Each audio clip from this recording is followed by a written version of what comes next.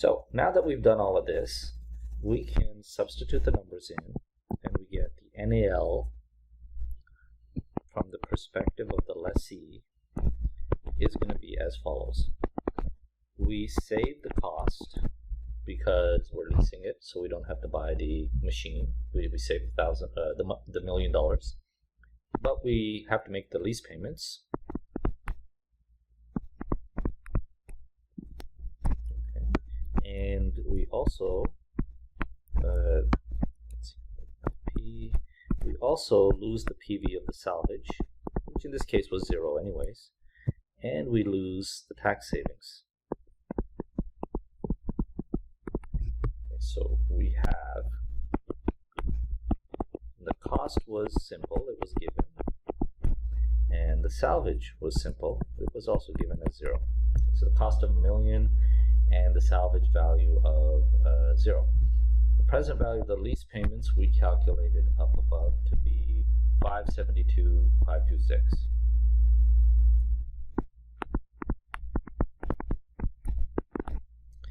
Present value of the CCA we just calculated right here as $366,030.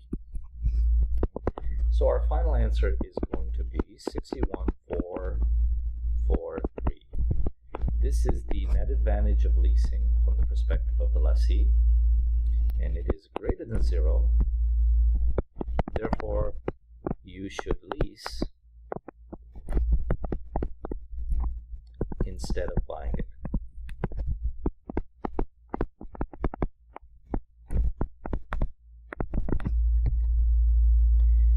Now, the next part of this is break-even lease calculation. This is sort of time-consuming, but we've already done all the work. Essentially, what the question is asking for the break-even lease payment is at what lease payment would the net advantage of leasing be 0? And so we determined that in this case, where the lease payments are $200,000 a year, it makes sense to lease. But if you increase the lease payments, eventually it's not going to make sense to lease anymore. How much do you have to increase them, and what would those payments be? And then that's useful because it helps you negotiate and go through that perspective as well. So let's figure out how you do that. Basically, what you're trying to do is you're going to back into a value. So the net advantage of leasing, I'll write the basic formula, plus PV of the lease payments,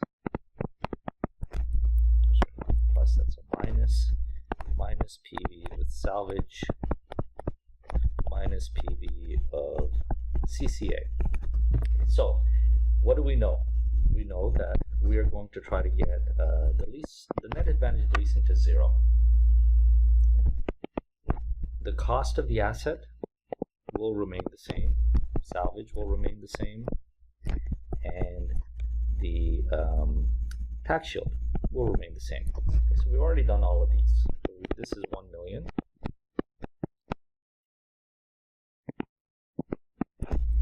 This is 0, and this was 366,030. So essentially, we are going to be changing this formula. And what we're going to do is we're going to break it down into the components. The present value of the lease payments is as follows. Lease payment times 1 minus the tax rate, which was 40%, times the PV factor, which was 4.7711. Okay. What we're going to do is essentially solve for this number.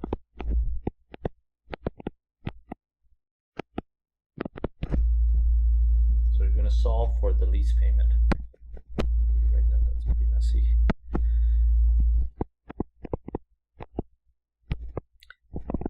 So the lease payment is essentially the variable. Okay, so let's plug everything in. Now we have 0 is equal to $1 million minus LP times times 0.6 times 4.7711 minus, salvage is 0, so we'll forget that, 366,030.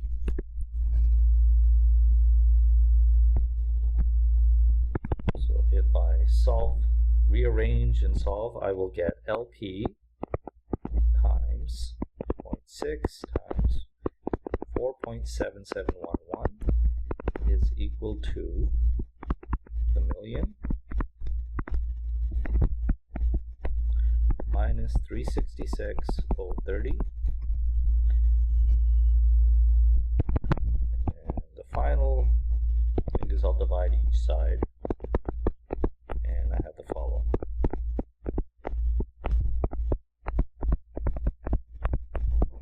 So I'll divide each side by 0.6 times 4.7711,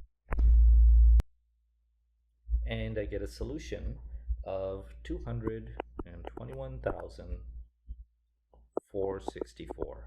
So as we expected before, this is, it's going to be higher than our original lease payment, because at our original lease payment, it was a positive in net advantage of leasing, and we're trying to get it to fall down to 0. So as you increase the lease payment, that's going to do it. So at this point, the NAL is 0, so that's essentially the break even.